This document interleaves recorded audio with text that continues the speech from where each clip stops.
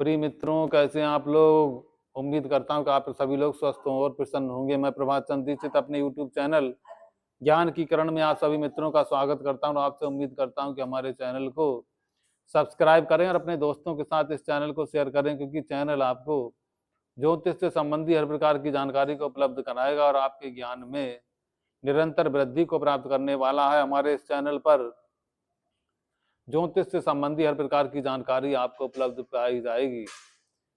पूजा पाठ, ज्योतिष, वास्तु, ग्रह, नक्षत्र, यंत्र, मंत्र, तंत्र, हर चीज की चर्चा इस चैनल पर बार बार होगी। आइए, आज जो है हमारा सब्जेक्ट जो है बहुत ही ज्यादा महत्वपूर्ण है।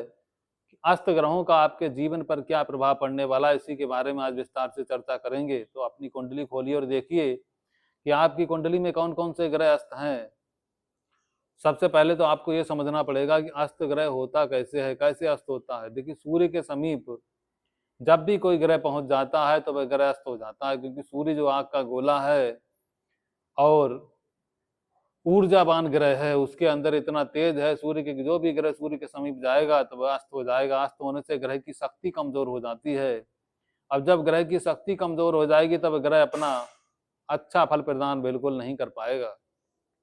इसीलिए अस्त ग्रहों का प्रभाव अच्छा नहीं देखा गया है। आइए देखिए, सबसे पहले यहाँ पर हमने मेष लगन की कुंडली का निर्माण किया। 1 नंबर लिखा, इसलिए मेष लगन। 2 नंबर लिखा होता तो वृषभ लगन। नंबर 3 लिखा होता तो मिथुन लगन।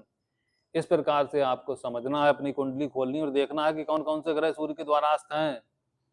अब देखिए, मान लीजिए पंचम स्थान है, यहाँ पर सूर्य बैठा हुआ है। तो पंचम स्थान में सूर्य यहाँ पर बैठा है। अब सूर्य के पास जो जो ग्रह आएंगे वही अस्त हो जाएंगे। और मान लीजिए लाभदायक ग्रह, तो लाभदायक ग्रह कौन है इस कुंडली का? इस कुंडली का सबसे लाभदायक ग्रह है शनि, क्योंकि लाभ स्थान का स्वामी है और दशम स्थान का स्वामी भी है। तो शनि मान लीजिए सूर्य के द्वारा अस्त हो जाए यहाँ पर, तो इसका मतलब कि आपका नौकरी का स्वामी अस्त हो गया, इसलिए आपको नौकरी के मार्ग में कई प्रकार के व्यवधान पड़ेंगे।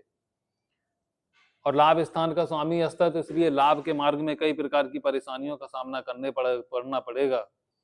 नौकरी में कई प्रकार के व्यवधान आएंगे, आपकी आमदनी कम हो जाएगी, लाभ की मात्रा कम हो जाएगी और बड़े भाई के साथ संबंध आपके खराब हो जाएंगे, क्योंकि बड़े भाई का स्थान भी है। तो इसलिए देखिए, एक ग्रह अस्त होने से और सूर्य शनि दोनों इकट्ठे हो गए यहाँ पर, तो पिता पुत्र में भी आपस में संबंध खराब रहेंगे। तो एक ग्रह अस्त होने से कितने प्रकार की मुसीबतें आ गई यहाँ पर।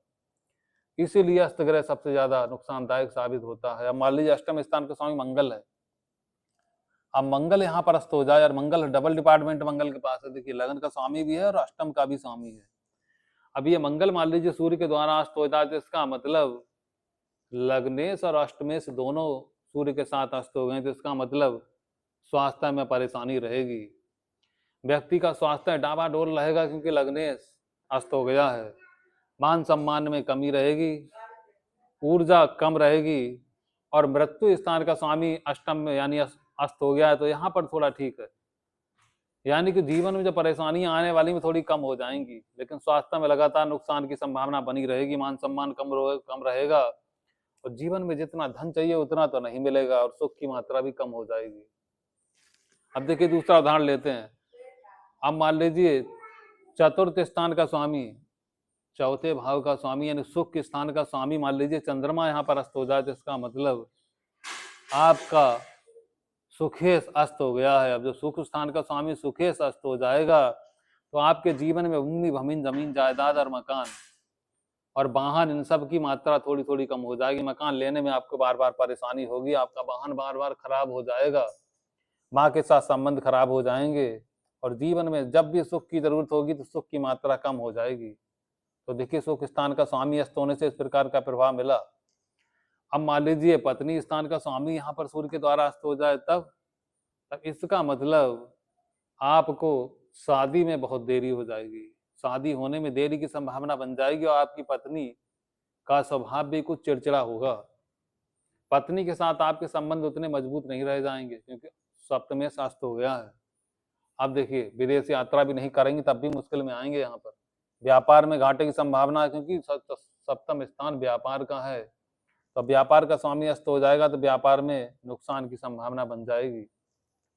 अब देखिए, भाग्य स्थान का स्वामी है, नवम स्थान भाग्य का है, पूजा पाठ धर्म। भाग्य स्थान का स्वामी मान लीजिए यहाँ पर सूर्य के द्वारा गुरु महाराज बृहस्पति अस्त हो जाए, तब क्या होगा?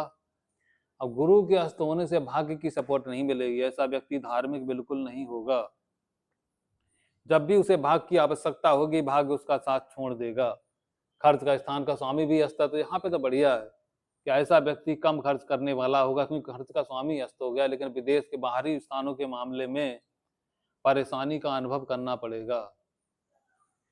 आप देखिए, अब मान लीजिए तृतीय स्थान का स्वामी अस्त हो जाए, यानी पराक्रम स्थान का स्वामी और छठे स्थान, ये दोनों का स्वामी बुध है। मेहनत का स्वामी भी है और रोग का स्वामी भी है। तो शुक्र यानी बुध इस लगन के लिए कारक है।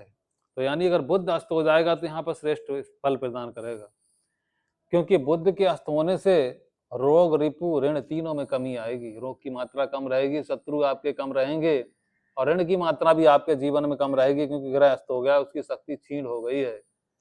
लेकिन एक नुकसान होगा कि व्यक्ति के पराक्रम में कमी आएगी, व्यक्ति उतना साहस, हिम्मत नहीं दिखा पाएगा जीवन में आगे बढ़ने के लिए, इसलिए यहाँ पर थोड़ी सी कमजोरी प्राप्त हो जाएगी।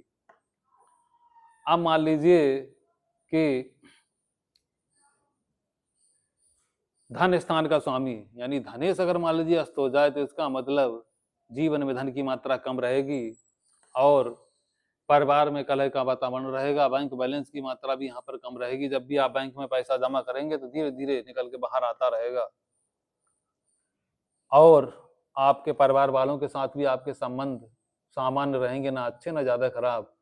तो यानी धनेश अस्त होने से बहुत ज्यादा यहाँ पर नुकसान है। तो इसलिए यहाँ पर बहुत ज्यादा नुकसान की संभावना है। और धनेश जब अस्त होगा तो व्यक्ति को अपना जीवन गरीबी में व्यतीत करना पड़ेगा, क्योंकि धन नहीं तो फिर कुछ भी नहीं। तो इसका मतलब धनेश के अस्त होने से इस प्रकार का फल आपको प्राप्त होगा। तो देखिए, तो इसीलिए ग्रह का अस्त होना यहाँ पर बहुत ही ज्यादा नुकसानदायक साबित होता है। अब ऐसे में मान लीजिए क्या उपाय किए जाए जिससे ग्रह ठीक हो जाए। तब यहाँ पर देखिए, सबसे अच्छा यही है कि ग्रह की पावर को बढ़ाया जाए, ग्रह के मंत्रों का जाप किया जाए। तो जो ग्रह अस्त हैं उनके मंत्रों का अगर आप जाप करेंगे तब ये ग्रह मजबूत हो जाएगा। इसका उपाय बिल्कुल, दान बिल्कुल नहीं करना है, क्योंकि अगर अस्त ग्रह आपने दान भी कर दिया और कमजोर होता चला जाएगा। नग भी धारण कर सकते हैं, लेकिन अष्टमेश छठे का स्थान का और आठवें स्थान का स्वामी नहीं होना चाहिए, और मार्केश द्वितीय स्थान का स्वामी भी ना हो, केवल केंद्र त्रिकोण का स्वामी हो, तब आप इसका नग धारण करके भी इसे मजबूत बना सकते हैं। तो इस प्रकार हमने आपको इस वीडियो में ग्रह के अस्त होने का क्या प्रभाव पड़ने वाला है आपके जीवन में बताने का प्रयास किया। अगले वीडियो में बहुत ही जल्दी आपसे मिलते हैं। जय माता दी।